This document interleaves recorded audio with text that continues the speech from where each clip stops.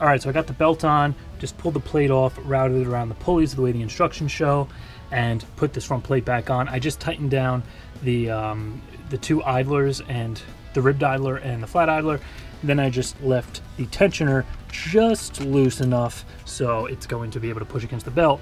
Now, this belt fits really, really good. You can see I have plenty of room for the tensioner to move and still get enough tension and have a little room left over in case the belt stretches.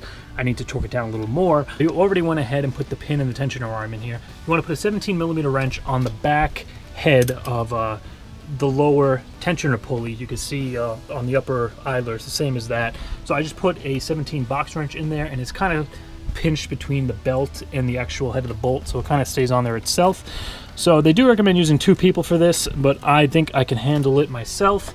And then we're just going to put our 1/2-inch torque wrench in here and pretty much just turn this until we have 100 foot-pounds on this thing. And the torque wrench clicks, we're going to leave it there and then go tighten this down, and then we're going to go in with the belt gauge and see where the tension is at. All right, so I got my lower 17 in position and resting against the frame. The torque wrench has to be in reverse direction because we got to pull it that way to put tension on the belt.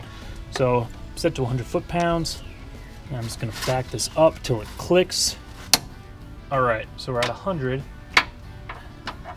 Now here comes the fun part. Got to get down here, tighten this guy up without that wrench falling off the bottom. So yeah, definitely easier if you have 2 people here. Just don't want that falling off of there.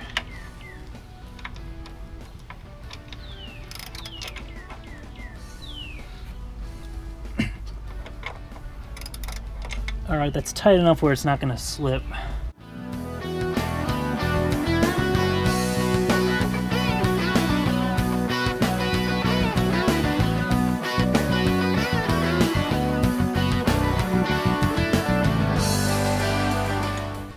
All right, so I turned the motor over a couple of times.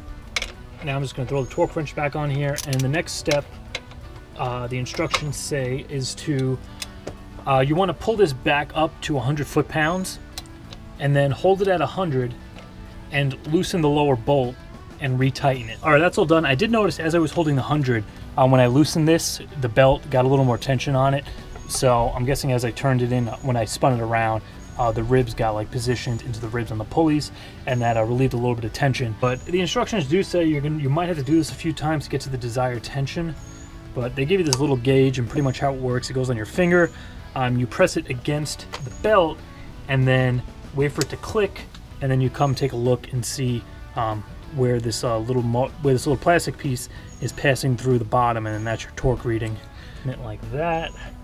This is really the only spot to get this thing on. You want to make sure you have when you're pressing down, you want to be pressing on the back, because if you're pressing this way, you're gonna skew the reading because you're gonna like be pressing down on that. Click. All right, so it looks like we're right about at 175. I'm probably gonna have to do this a few times to get up to that 240 foot-pound rating that they want after break-in. They said the initial, when the belt is new, you want it around 260, and then run it for a few minutes, come back, and then get it to 140. And they do state you're gonna want to, 100 foot-pounds, loosen it, spin it, 100, do that a few times to get to the torque. I did it twice, and I went from 150 to 175, so it is going up. But the issue I'm running into right now is I'm looking, and the water pump is very close to the belt over here, almost to the point of rubbing, maybe like a hair away, if not already touching. Now, I rotated this around. It doesn't seem to have left a mark on the pump, but that with the belt deflection of this thing running, I feel like that's going to wear into the pump. And the reason for that being, I believe, is because in the instructions, they recommend only using a Continental Elite belt.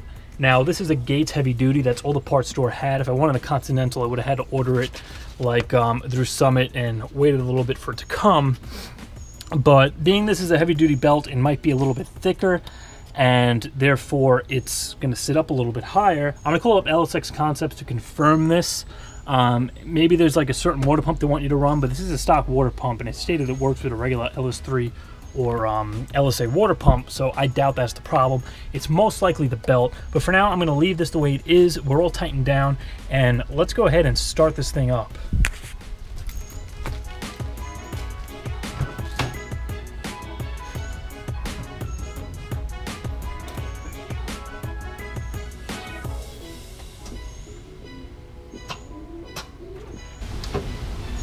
Take two.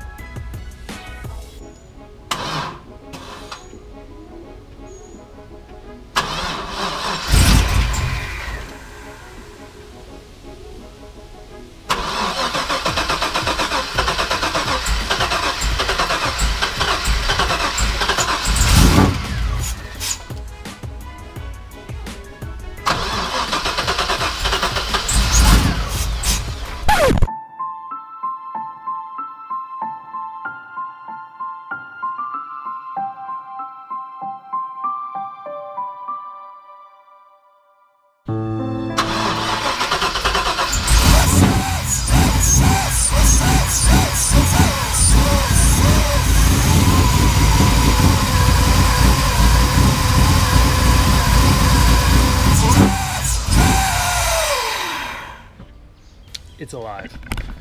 All right, so I just had it running for maybe 10 seconds. It wouldn't really idle on its own. I had to keep revving it up just to get it to idle, and it did start blowing a good amount of white smoke. Being it was running so rich, I didn't want to keep it running very long. Next few things I'm going to be doing now, the injectors are going to be coming out. I'm not going to video this. It's pretty straightforward. You saw me install the injectors that are in there now. So I'm just going to pull these injectors out, put the truck ones in. I have to order the pigtail adapters. So the next time I start it up isn't going to be until I have the smaller injectors installed. But I just threw the air filter on here for now for when I started it. I went and I plugged the vacuum line under here that I'm going to run the non-boost vacuum line that I'm going to run to my HVAC controls because the vents run off a vacuum. And I just put the PCV line on here without the catch can for now. But I'm probably going to go swap the plugs out while I'm at it. Being I'm going to have the smaller injectors, I'm not going to have to worry about the cylinders getting washed down and running ridiculously rich and fouling the new plugs up. But once I have the other injectors in, I'll start it up. It should be able to idle on its own and allow me to dial in the fuel pressure to around 58 PSI. But we did get a lot done today. The car is running. We are one step closer to having it finished. Next video, I'm going to be doing the entire blower cooling system. I have a huge heat exchanger going in here that's out of a Ford, so that's going to be fun installing that. I'm going to have the pump going in. I have to tap the reservoir here for my hoses, and as I mentioned, I have to look into this belt because that is a little too close to comfort here to keep it running like that. Also, don't forget to go check out the description. I'm going to have a link to all the parts that I used today, and as always, if you enjoyed this video, please be sure to like, comment, subscribe, and I'll see you next time.